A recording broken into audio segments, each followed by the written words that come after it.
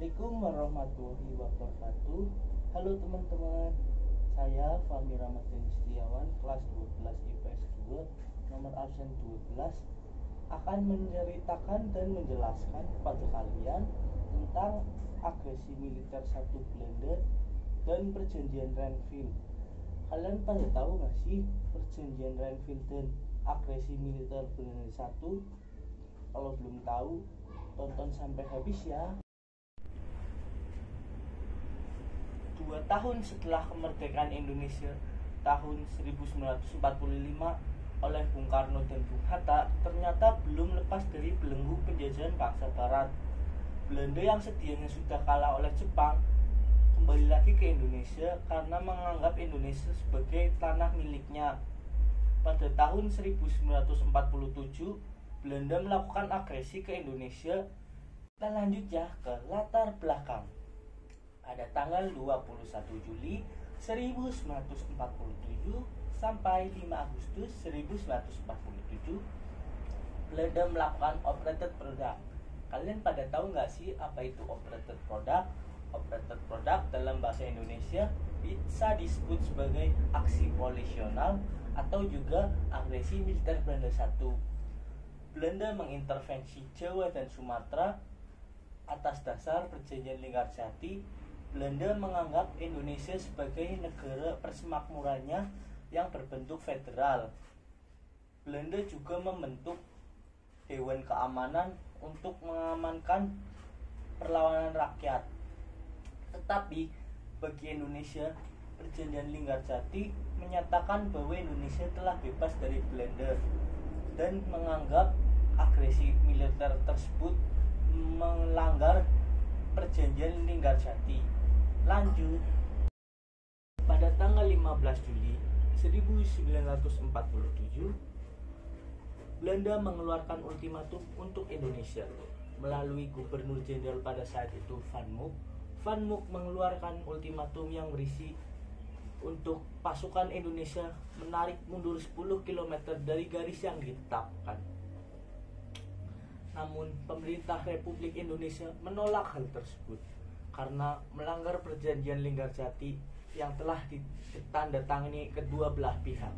Tapi Belanda bersikukuh untuk menganggap Indonesia sebagai tanah persemakmurannya yang berlandasan federal.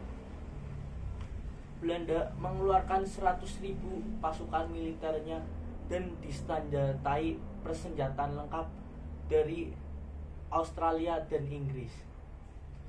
Tujuan Belanda melakukan hal tersebut adalah untuk mendapatkan sumber daya alam dari perkebunan-perkebunan besar di Indonesia.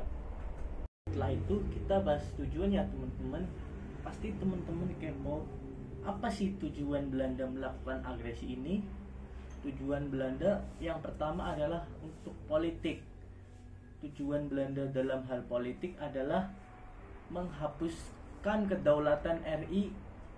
Yang kedua, ada tujuan ekonomi. Tujuan ekonomi Belanda adalah mendapatkan hasil ekspor yang didapatkan dari Indonesia.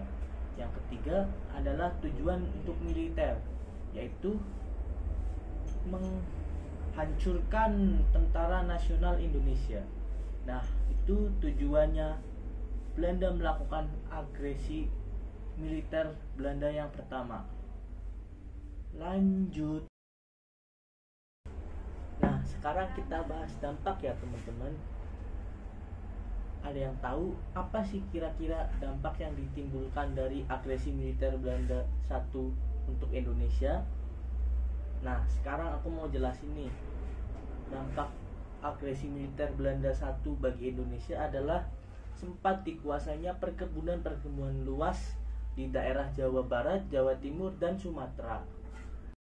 Nah, ternyata agresi militer Belanda satu mendapat kecaman dari dunia internasional.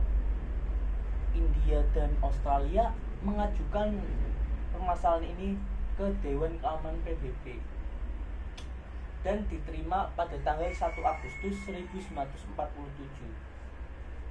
Pada tanggal 4 Agustus 1947, Dewan Keamanan PBB memerintahkan untuk penghentian permusuhan antara Indonesia dan Belanda,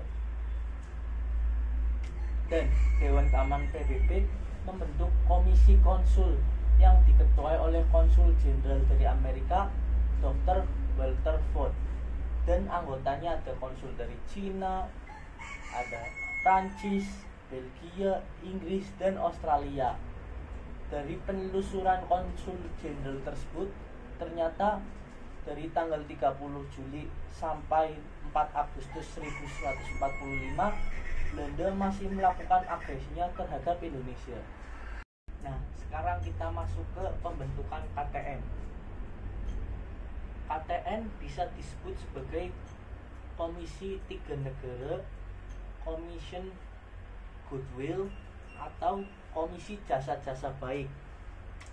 Pada tanggal 18 September 1947, Dewan Keamanan PBB membentuk Commission Goodwill yang beranggotakan 3 negara.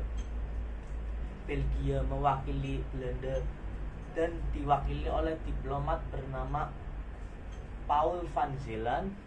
Australia mewakili Indonesia dengan diplomat bernama Richard C. Kerbely. Yang ketiga, Amerika sebagai pihak penengah antara Belanda dan Indonesia yang dipilih oleh Belgia dan Australia dengan diwakili diplomat bernama Richard C. Kerbely. Tujuan KTN adalah mendamaikan antara kedua belah pihak, antara Indonesia dan Belanda, tanpa menggunakan kekerasan atau militer. Tetapi dengan permasalahan politik, KTN hanya bisa memberi saran saja. KTN mengusulkan untuk menyelenggarakan perjanjian di atas kapal US. Kapal US tersebut bernama Renville. Nah, teman-teman bisa lihat kan kapal besar di samping saya ini. Kapal besar ini adalah kapal besar Renville yang digunakan ketika perjanjian perdamaian Indonesia dan Belanda. Perjanjian Renville terjadi karena desakan oleh KTN yang sudah saya jelaskan tadi. Delegasi Indonesia yang mengikuti perjanjian ini adalah Amir Syarifuddin. Dari Belanda adalah Abdul Qadir Atmowijoyo. Nah, pada tanggal 17 Januari 1948, kedua belah pihak sepakat dan menandatangani perjanjian Renville tersebut yang berisi yang pertama, penghentian tembak-menembak antara Indonesia dan Belanda atau bisa disebut sebagai gencatan senjata. Yang kedua, daerah-daerah di belakang garis Van Mook harus dikosongkan dari pasukan Indonesia. Yang ketiga, Belanda bebas mendirikan negara-negara federal yang ia kuasainya. Yang keempat, dalam Uni Indonesia Belanda, negara Indonesia Serikat sederajat dengan kerajaan Belanda. Nah, akibat dari perjanjian Renville tersebut, banyak yang kecewa dari kalangan politik menganggap bahwa perjanjian Renville adalah kekalahan telak diplomasi Indonesia. Yang kedua, bagi kalangan TNI sangat kecewa karena harus kehilangan sejumlah wilayah. Perjanjian Renville berakhir ketika Belanda melakukan agresi militer kedua pada tanggal 19 Desember 1948. Sampai di sini dulu penjelasan saya. Semoga kalian bisa memahaminya. Wassalamualaikum warahmatullahi wabarakatuh.